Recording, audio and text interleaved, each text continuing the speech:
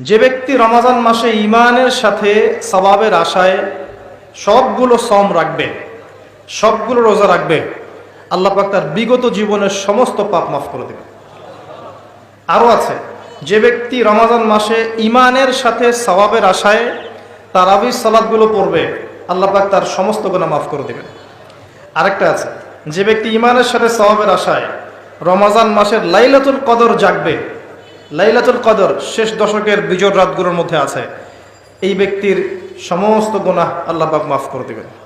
এই কয়েকটা হাদিসই যথেষ্ট আমাদের জন্য। এগুলো মাথায় রেখে আমরা এখন প্ল্যান করি। যেহেতু আল্লাহ রাসূল বলেছেন এই মাসে গুনাহ মাফ করাতে পারলো না, তার জন্য ধ্বংস। কে জানে যে এর পরের রমাদানে আপনি বেঁচে নাও থাকতে পারেন।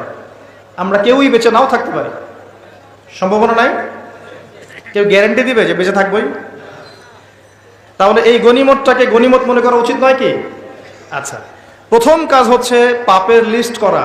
আপনি আমি খুব ভালো করেই জানি যে আমরা আমাদের জীবনে কি কি বড় পাপ করেছি, আমাদের বিবেক জানিয়ে দিবে না?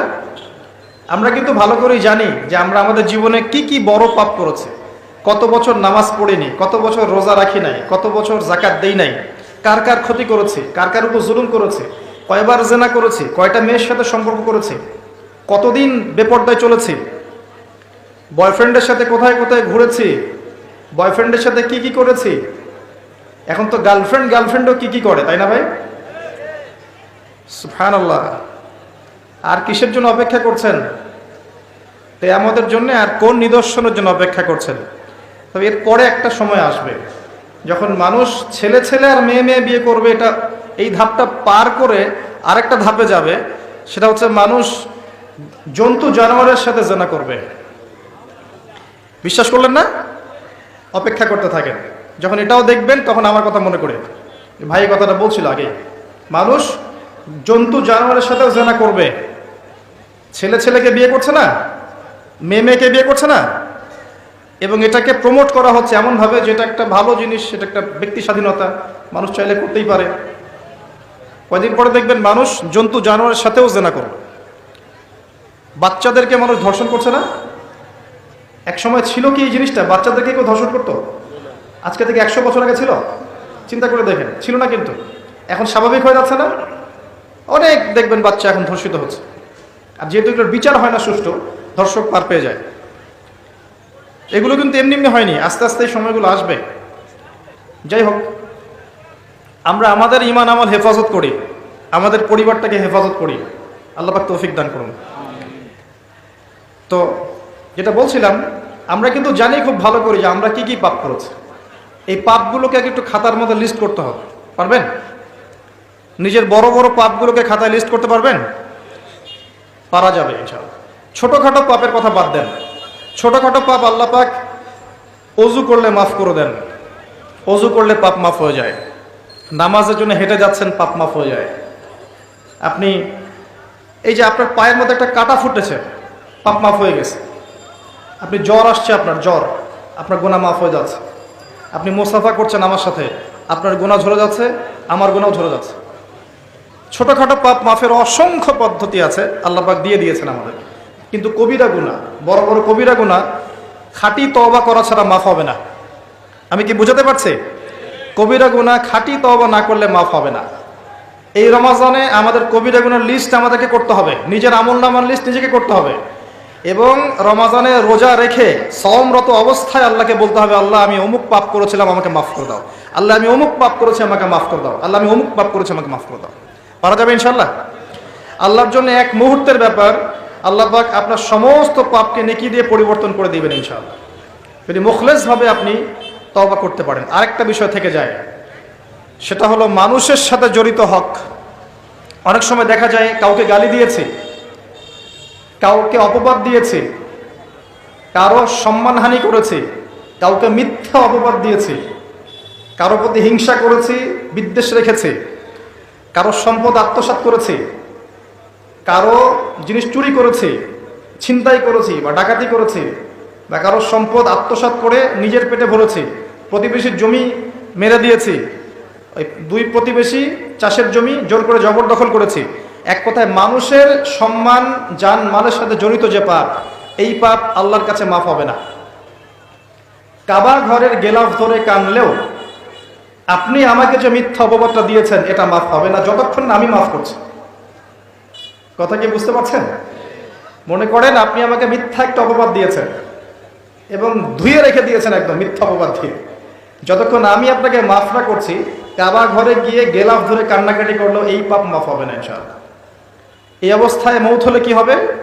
পরকালে দেখবেন আমি দাঁড়িয়ে আছি আপনার জন্য, আপনার হিসাব হচ্ছে, হিসাব শেষ। আপনি সালাত, সওম, হজ জাকাতে নেকি নিয়ে উঠেছেন, কিন্তু দেখছেন আমি দাঁড়িয়ে আছি, আমার মতো আরো 10 জন দাঁড়িয়ে আছে। ওই 10 জনকে আপনি গালি দিয়েছিলেন, অপবাদ দিয়েছিলেন, তাদের গীবত করেছিলেন, তাদের সম্পদ বা সম্মানের হানি করেছিলেন। এখন কিয়ামতের মাঠে আপনার নেকি দিয়ে এই ঋণ শোধ করতে হবে, অন্য কোনো অপশন নাই। আর যদি নেকি শেষ হয়ে যায় তখন কি হবে? তখন আমার আমলনামা থেকে কিছু গুনাহ আপনাকে নিতে হবে। আল্লাহ পাক ন্যায় বিচারক। আল্লাহ পাক শুধু গফুর রহিম নন, আল্লাহ পাক শুধু পরম করুণাময় অসীম দয়ালুই নন, বরং তিনি হচ্ছেন ন্যায় বিচারক। ন্যায় বিচারক। একজন ধর্ষক যদি বলে যে আল্লাহ পাক তো গফুর রহিম, আল্লাহ আমাকে মাফ করে দিতে পারেন, তাহলে যাকে ধর্ষণ করলো সে তার উপর জুলুম হবে না? আল্লাহ পাক যদি ধর্ষককে মাফ করে দেন, তাহলে যাকে ধর্ষণ করা হয়েছে ওর প্রতি জুলুম হবে না? কথা বুঝতে পারছেন না? মনে করেন আপনি নাউজুবিল্লাহ কারো সম্পদ আত্মসাৎ করেছেন, এখন আল্লাহ যদি আপনাকে মাফ করে দেন, তাহলে এই যে যার সম্পদ আপনি আত্মসাৎ করেছেন এর উপরে জুলুম করা হচ্ছে না? আল্লাহ পাক কি জুলুম করবেন? এক জাররা পরিমাণ করবেন না। কিয়ামতের মাঠে নেকি দিয়ে তার এই ঋণ শোধ করতে হবে, অথবা তার গুনাহ আপনার কাঁধে নিয়ে জাহান্নামের পথে যেতেও হতে পারে। আল্লাহ পাক হেফাজত করুন। এই জন্য সবসময় সতর্ক থাকবেন আপনার যারা যেন মানুষের হক নষ্ট না হয়। মানুষ আপনাকে গালি দেখ, থাপ্পড় মারুক, জমি আত্মসাৎ করে ফেলুক, হক নষ্ট করুক, কি করে করুক, আপনি তারটা করতে চান না। যারা করছে আপনি লাভবান। আপনি কেমন করে লাভবান? আপনি অসংখ্য নেকি পাচ্ছেন, আপনি জানছেনও না।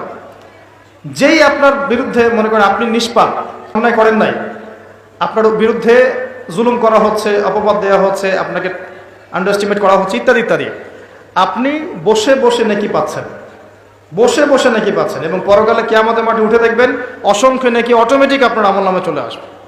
তখন তারা আফসোস করবে দুনিয়াতে এই কাজগুলো না করে ভালো কিছু করলে ভালো হতো। যাই হোক, মানুষের সাথে জড়িত পাপ আল্লাহর কাছে মাফ হবে না। এই কারণে এই রমজান মাসে ওই লিস্টের মধ্যে থাকবে আমি কার কার ক্ষতি করেছি, থাকবেই। কিন্তু যতটুকু মনে পড়ে, যতটুকু মনে পড়ে লিখে ফেলবেন, সুযোগ থাকলে সেটা ফেরত দিয়ে দিবেন।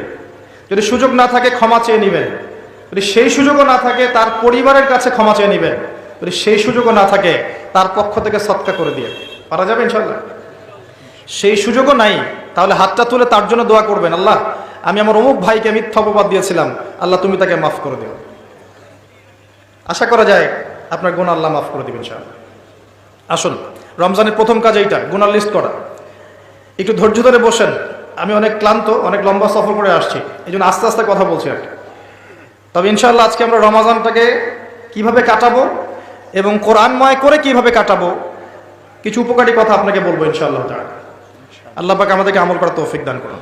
প্রথম কাজ পাপের লিস্ট করা, তারপরের কাজ হচ্ছে তওবা করা।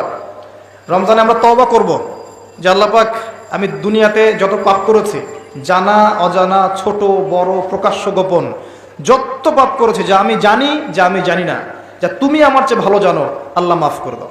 পারা যাবে ইনশাআল্লাহ? খালি বলতে হবে আস্তাগফিরুল্লাহাল্লাযী লা ইলাহা ইল্লা হুয়াল হাইয়ুল কাইয়্যুম ওয়া আতুবু ইলাইহি। এটা পড়বেন। অথবা আল্লাহুম্মা আনতা রাব্বী লা ইলাহা ইল্লা আনতা খালাকতানি আনা আবদুক ওয়া আনা আলা আহদিক ওয়া ওয়া'দিকা মাস্তাতা'ত আউযু বিকা মিন শাররি মা সানা'ত আবুউ লাক বিনি'মাতিকা আলাইয়া ওয়া আবুউ বিযানবি ফাগফিরলি ফাইন্নাহু লা ইয়াগফিরুয যুনুবা ইল্লা আনতা। পারা যাবে ইনশাআল্লাহ? হিসনুল মুসলিম, গুগল প্লে স্টোরে যান, একটা অ্যাপস আছে হিসনুল মুসলিম, একটা বই আছে, এটা কিনেন। সমস্ত দোয়া এখানে দেয়া আছে, দেখবেন আর পড়বেন, পকেটের মধ্যে রাখবেন, দেখবেন, পড়বেন। পারা যাবে ইনশাআল্লাহ? ইনশাআল্লাহ।